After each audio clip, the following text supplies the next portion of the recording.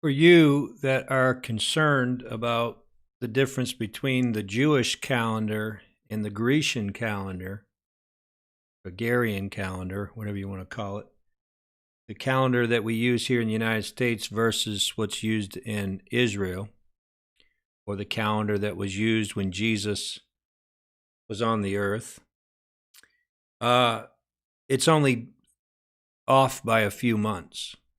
So it doesn't make a whole lot of difference. So, for instance, the first day of 2020 for the Jewish people will be March 10th.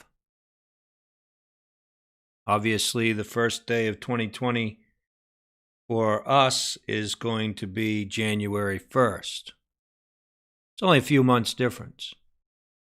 So the calculations that I shared with you, it's still very relevant when we look at the 40-year cycles being generations. And just one last thing. Do you really think there can be another 40 years before the beginning of the tribulation? Because remember, Jesus said, "This generation shall not pass." So can there really be another 40 years? Really? Do you think things can go that far? Do you think God's long suffering will last that long? I mean, do you think that we have another 40 years before the 7-year tribulation begins? I tend to believe that we are at the end of this generation. We're coming to the end of this generation.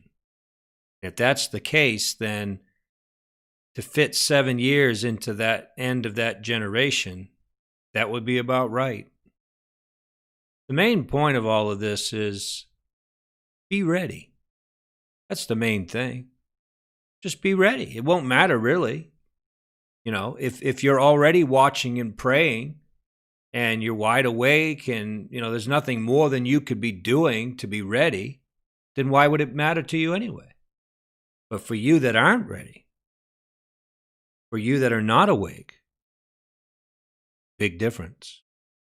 Big difference.